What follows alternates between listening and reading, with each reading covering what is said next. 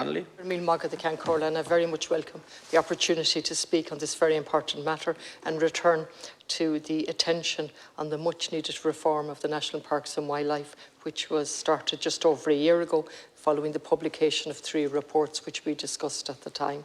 And before I go into those in the background, I just want to say, first of all, I want to pay tribute to you, Minister.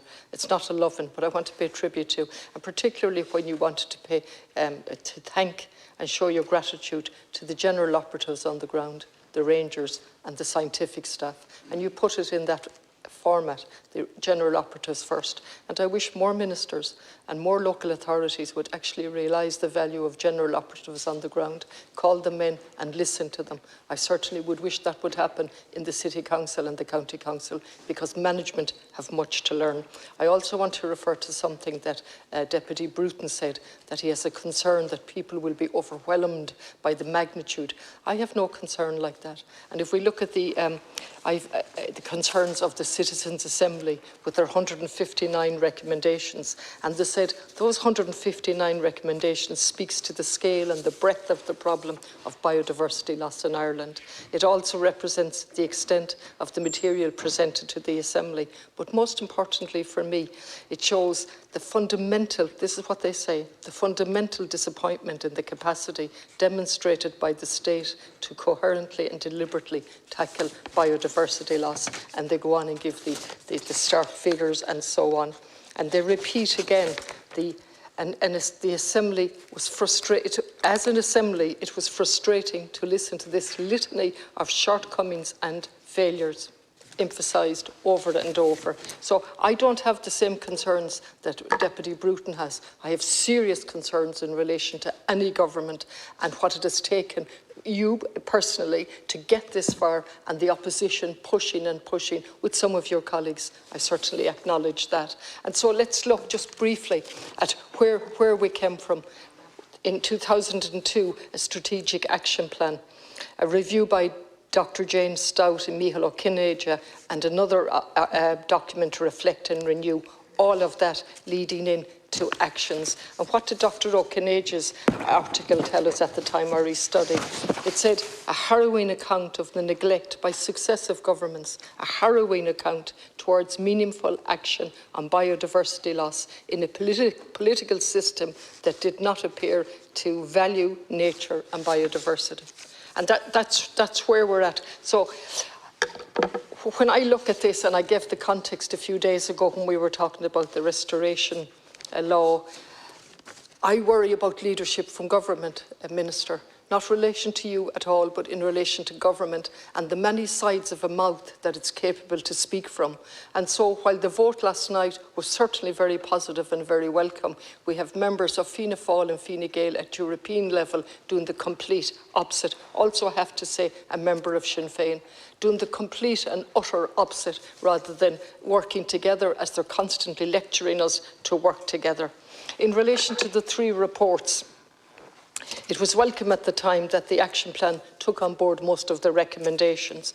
And in the tracker progress, I see that of the 30 actions that were to be completed by the end of June this year, a very welcome 20 have been completed and implemented. 6 were on track. Now, there were 3 actions that weren't started, and they're of some concern, because one of them was the completion of the draft risk register and the workforce plans. And so while I see in your speech that there is a welcome increase in staff, it's difficult for me to put that in perspective without seeing it in context and a workforce plan.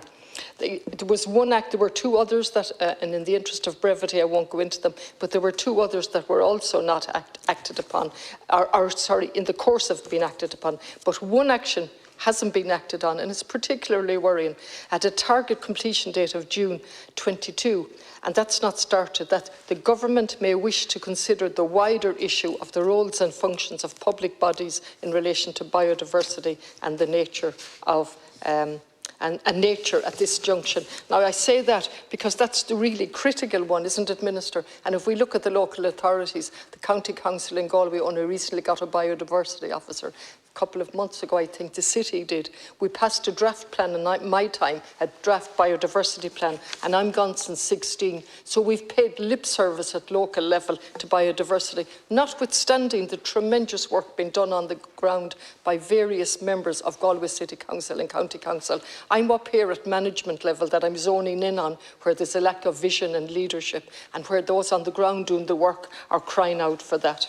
In relation to the European Court of Justice, which is the latest condemnation of Ireland, I see that you put it in perspective. On the 29th of June, we had breached our obligations under the Habitats Directive. I note that you're examining the judgment, and I note that you tell me progress has been made in relation to the judgment was formed on what happened in 2019. However, I would like to know when you're going to give a response to that judgment.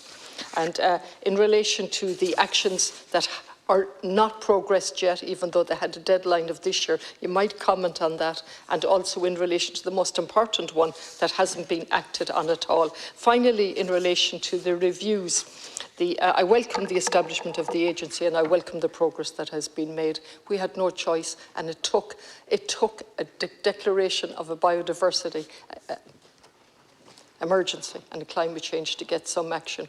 I wish, well, first of all, I'll finish on this one and then come back to my wishes. I understand that a report is carried out every 6 years by the National Parks and Wildlife in relation to biodiversity. Can that be brought back?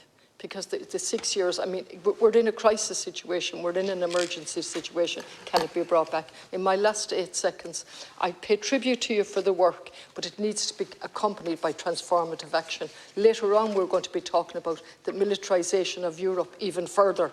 So we can't be taking climate change seriously while at the same time we're warmongering, or part of the warmongers of Europe. They go hand in hand. Thank you.